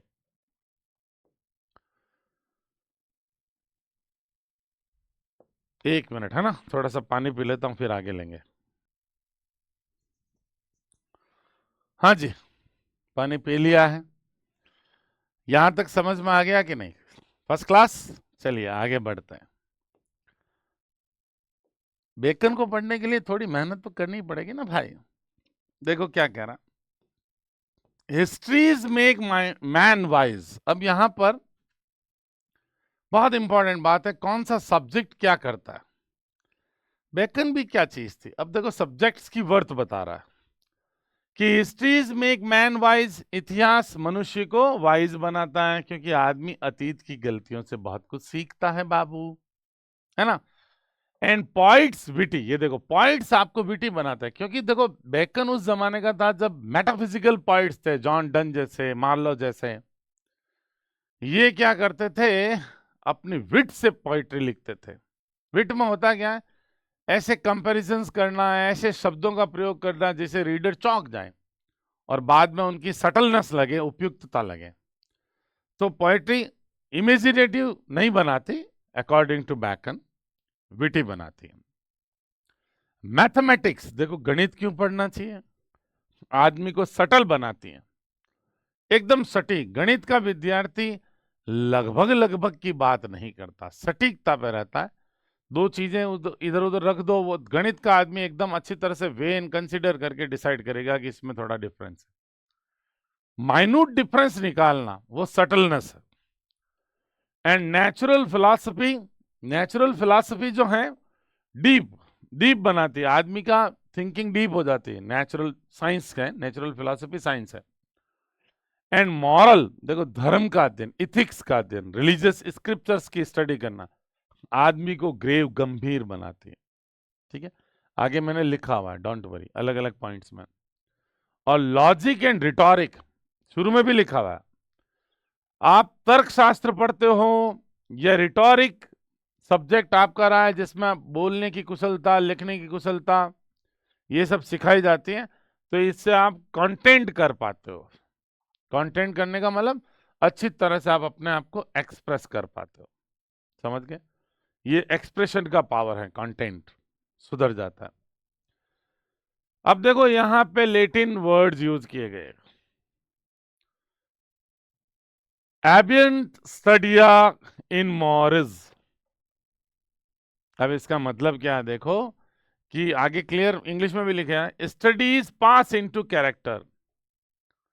आप जैसी पढ़ाई किए वो वैसे ही आपके कैरेक्टर में चीजें झलकेगी, आपका कैरेक्टर वैसा बन जाएगा, है ना। आपका बिहेवियर में स्टडी पास कर जाएगी, घुस जाएगी। तो स्टडीज आपके कैरेक्टर को बनाती है। ये देखो लैटिन फ्रेज का मीनिंग पूछ सकते हैं, बहुत इंपॉर्टेंट है। इसमें लिखा है देखो, ये नहीं दिया क्योंकि ऑलरेडी लिखा हुआ। ये देखो, स्टडी आपके कैरेक्टर में घुस जाती है, जैसा आपके पढ़ाई की वैसा आप बन जाओगे। गैलीलियो भी बताया गया है, ठीक है ना। देखो histories make man wise, poets witty, mathematics subtle, natural philosophy deep, ये सब इसमें लिखा हुआ है, ठीक है ना। बहुत इंपॉर्टेंट बात है, जैसा आपका पढ़ाई होगी वैसा आपका कैरेक्टर बन जाएगा। ने there is no stond or impediment in the विट। नहीं, आपका जो विट है, आपका जो माइंड है, उसमें ऐसी कोई डिफेक्ट, कमी नहीं है। इम्पेडिमेंट का मतलब डिफेक्ट, फॉल्ट। ऐसा कोई दोष नहीं है आपके दिमाग में, बट मे बी रॉट, जिसको ठीक नहीं किया जा सके। ये बट रिलेटिव प्रोनाउन के रूप में यूज हुआ है। मे बी रॉट, जिसको ठीक नहीं किया जा सके, नेगेटिव रूप में यूज होता है। Which can not be, which may not be wrought, जिसको ठीक नहीं किया जा सके बाय फिट स्टडीज, उपयुक्त स्टडी करके। मतलब अब देखो, स्टडी को एक रेमेडी के रूप में बताया गया कि आपके माइंड में, विट का मतलब माइंड, ऐसा कोई इम्पेडिमेंट या स्टोन, दोनों का मतलब ये कि दोष, फॉल्ट, डिफेक्ट, कमी, डिफेक्ट भी लिख सकते हो स्टोन का मीनिंग। ऐसी कोई दोष या कमी नहीं है, बट मतलब विच मे नॉट बी रॉट, जिसको ठीक नहीं किया जा सके बाय फिट स्टडीज, उपयुक्त अध्ययन करके, उपयुक्त स्टडी करके। जैसे कि डिजीजेस ऑफ द बॉडी, शरीर की जो डिजीजेस, बीमारियां, मे हैव एप्रोप्रिएट एक्सरसाइजेस, उनकी भी उपयुक्त एक्सरसाइजेस होती है। शरीर में कोई डिफेक्शन है बॉडी में, तो अपन एक्सरसाइज करके उस डिफेक्शन को दूर कर सकते हैं। वैसी तरह से अपने मस्तिष्क में कोई छोटा मोटा दोष है, तो एप्रोप्रिएट स्टडी करके हम उस दोष को दूर कर सकते हैं। देखते हैं कैसे। देखो, there is no stond or impediment in the wit but may be wrought, इसका मतलब है means that no mental weakness, कमजोरी कह दो, डिफेक्ट कह दो, जिसे वीकनेस को स्टॉन्ड और इम्पेडिमेंट कहाँ है, इन अवर इंटेलेक्ट। देखो, बुद्धि, विट का मतलब इंटेलेक्ट, दिमाग कह दो, माइंड कह दो, इज बियॉन्ड रेमेडी, उपचार से परे नहीं है, to the right kind of learning, सही तरह की लर्निंग है। तो हर मानसिक जो कमी है उसका उपचार किया जा सकता है स्टडी के थ्रू। देखो कैसे। जैसे बॉलिंग एक गेम होता है, आपको पता है, ऐसे वो गोला फेंकते हैं, फिर वो गिरती हैं, बहुत सारे सामने बैल्स की तरह होती हैं, ऐसे क्लब्स में होती हैं, मालूम है ना। तो बॉलिंग इज गुड। बॉलिंग का यहाँ पे पिक्चर, ये रहा, देखो पिक्चर। बॉलिंग, ये जो गोला फेंक के ऐसे आदमी जैसे होता है ना, 5-10 उनको गिराया जाता है, तो bowling is good for the stone. Bowling का गेम है वो स्टोन एंड रेन, रेन का मतलब यहाँ पे किडनी, पथरी के लिए और किडनी के लिए अच्छा होता है ये गेम, ठीक है। एंड शूटिंग, ये रहा शूटिंग, ये शूटिंग तीरंदाजी वाला हो सकता है, वो भी अच्छा होता है। लंग्स और ब्रेस्ट, फेफड़ों और छाती के लिए ये गेम। जेंटल वॉकिंग, धीरे धीरे टहलना अच्छा होता है फॉर द स्टमक, पेट की बीमारी के लिए। और राइडिंग अच्छा होता है फॉर द हेड। देखो, हेड का मतलब हेडेक भी हो सकता है, या मान लो माइग्रेन है, तो राइडिंग क्या है, भले कार में ही राइडिंग करो, आदमी को जब खुली हवा लगती है ना, तो हेडेक ठीक हो जाता है, माइग्रेन ठीक हो जाता है। तो राइडिंग को हेड के लिए अच्छा बताया, एंड द लाइक वगैरह वगैरह, ऐसी एक्सरसाइजेज, ये सब अच्छा होता है। राइडिंग सिर के लिए अच्छा होता है। साफ पिक्चर बनाए हुए, आप ढंग से देख लेना। अब देखो, so if a man's wit be wandering, यदि एक आदमी का दिमाग, इंटेलेक्ट बी वॉन्डरिंग, इधर उधर भटकता रहता है, कि ये खा लूं, पढ़ाई करते समय टीवी देख लूं, मैच आ रहा होगा मैच देख लूं, या चलो पढ़ते पढ़ते ध्यान कहीं और जा रहा है, पापा के साथ आज वॉलीबॉल खेलने जाएंगे, तो ऐसा आपका अगर दिमाग घूम रहा होता है इधर उधर, तो let him study the mathematics. उसको क्या पढ़ना चाहिए? मैथमेटिक्स पढ़ना चाहिए, गणित पढ़ना चाहिए। तो आदमी का प्रिसाइज हो जाता, दिमाग एक जगह टिका रहता है। फॉर इन डेमोन्स्ट्रेशन, क्योंकि मैथ्स के कैलकुलेशंस, और उन कैलकुलेशंस को जब आप डेमोन्स्ट्रेट करते हो, if his wit be called away never so little, अगर उसका दिमाग थोड़ा भी इधर उधर हो जाता है, देखो नेवर और लिटिल दो नेगेटिव वर्ड मिलके पॉजिटिव हो रहा है, एवर का सेंस दे रहा। ये बहुत इंपॉर्टेंट बात बता रहा हूं, मैं बहुत कंफ्यूज हो गया था पढ़ते समय कि नेवर और लिटिल दोनों नेगेटिव वर्ड्स यूज क्यों किए। तो double negative, minus minus plus हो जाता है। तो अगर उसका दिमाग थोड़ा सा भी कॉल अवे होता है, इधर उधर भटकता है, डिस्ट्रैक्शन आता है, तो ही मस्ट बिगिन अगेन, फिर से शुरू से कैलकुलेशन करना पड़ता है। मैथ्स ऐसा सब्जेक्ट है, थोड़ा सा बीच में कैलकुलेशन से भटक गए तो शुरू से करना पड़ता है। तो अगर जो आदमी मैथ्स पढ़ रहा है बार बार, फिर वो कंसंट्रेशन करने का पावर उसमें आ जाता है। If his wit be not apt to distinguish or find differences, अगर एक आदमी का दिमाग छोटे छोटे डिफरेंसेस नहीं समझ पा रहा है, फिट नहीं है, एप्ट नहीं है कि डिस्टिंग्विश कर पाए, अंतर जान, छोटे छोटे अंतर निकाल पाए, डिफरेंसेस, तो let him study the school man. तो स्कूल के टीचर से जुड़ी किताबें पढ़ो, टीचर्स के लाइफ से जुड़ी। स्कूल मैन यानी टीचर्स। टीचर्स क्या करते हैं? फॉर दे आर, अब देखो इसका उच्चारण अलग अलग जगह है। इटालियन इसका प्रोनाउंसिएशन है क्यूमनी सेक्टोर्स, क्योंकि वो बाल की खाल निकालने वाले हैं। याद रखना, क्यूमिनी सेक्टोर्स, बहुत इंपॉर्टेंट फ्रेज यूज किए हैं बैकन ने, लेटिन में है ये। अब कई जने इसको साइमिनी भी पढ़ेंगे। एक्चुअल में मैंने इसके प्रोनाउंसिएशन जानने की कोशिश की तो क्यूमिनी निकला इसका, क्यूमिनी सेक्टोरिस, क्यूमिनी सेक्टोरिस, ये इसका मुझे जो प्रोनाउंसिएशन इधर उधर सोर्सेस टटोलने पे मिला वो क्यूमिनी सेक्टोरस है। इस क्यूमिनी सेक्टोरस का मतलब होता है हेयर स्प्लिटर्स, बाल की खाल निकालने वाले। याद रखना है, बहुत इंपॉर्टेंट है। टीचर्स लोग बाल की खाल निकालने वाले हैं।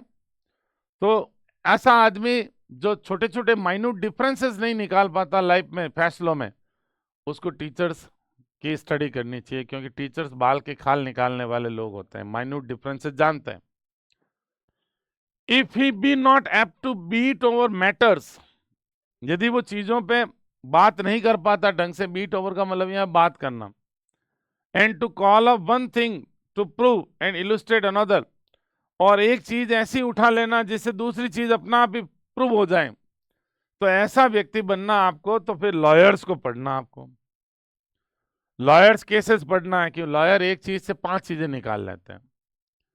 सो एवरी डिफेक्ट, इसलिए दिमाग का कोई भी डिफेक्ट है, देखो बेकन ने भी डिफेक्ट यूज किया है, और माइंड, ये देखो माइंड, माइंड यूज किया, ये देखो मैंने यहाँ पे विट का मीनिंग माइंड ही निकाला था, और स्टोन्ड और इम्पेडिमेंट का मीनिंग मैंने भी डिफेक्ट समझा था, और बेकन ने वही यूज किए हैं। तो प्रत्येक डिफेक्ट आदमी की, जो दिमाग का कोई भी दोष है ना, may have a special recipe, उसका एक विशेष रेसिपी होता है, उससे वो इलाज कर सकते हैं। रेसिपी है, क्या पढ़ना चाहिए जिससे क्या इंप्रूवमेंट हो जाए। बात समझ में आ गई? ये सेक्शन मुझे थोड़ा कम इंपॉर्टेंट लगता है, इसलिए ज्यादा इस पे आपका दिमाग नहीं चाटूंगा। ये तो पूरा ही हो गया भाई, कोई दिक्कत ही नहीं रही। अब बात करते हैं स्टडीज रेमेडी के रूप में कैसे बताया। देखो बॉलिंग को बता, ये तो स्टडीज नहीं, ये तो एग्जाम्पल दिए हैं यहां तक। बॉलिंग है, पथरी और किडनी के लिए बढ़िया है। शूटिंग है, लंग्स और ब्रेस्ट के लिए अच्छा है, ऐसे सवाल बनते हैं, याद रखना। और जेंटल वॉकिंग स्टमक के लिए अच्छा है। राइडिंग दिमाग के लिए या हेड के लिए अच्छा है। वैसे ही मैथमेटिक्स उसके लिए अच्छा है जिसका आदमी का वॉन्डरिंग विट इधर उधर जाता रहता है, दिमाग इधर उधर दौड़ता रहता है ना, उसके लिए मैथ्स बढ़िया। स्कूल मैन किसके लिए अच्छे हैं? ऐसा आदमी जो छोटे छोटे डिफरेंसेस जानना चाहता है। और लॉयर्स केसेस किसके लिए अच्छा है? उस आदमी के लिए जो चाहता है कि एक चीज से सारी चीजें सिद्ध हो जाए, दूसरी चीज अपना आप इलस्ट्रेट हो जाए, ऐसा उदाहरण दे। तो ऐसा मामला लॉयर्स कर पाते हैं। Okay, got it? आगे बढ़ते हैं। अब आपके आ गए क्वेश्चन आंसर, और क्वेश्चन आंसर अपन नेक्स्ट सेगमेंट में लेने वाले हैं। Is that clear guys? I hope आपको ऑफ स्टडीज बहुत बढ़िया समझ में आ गया होगा। मैंने अपनी श्रेष्ठतम कोशिश की है, और आई होप आप आसानी से इस सारी चीज को समझ गए होंगे। अब क्वेश्चन आंसर में आपको वाकई में मजा आएगा। Thank you so much.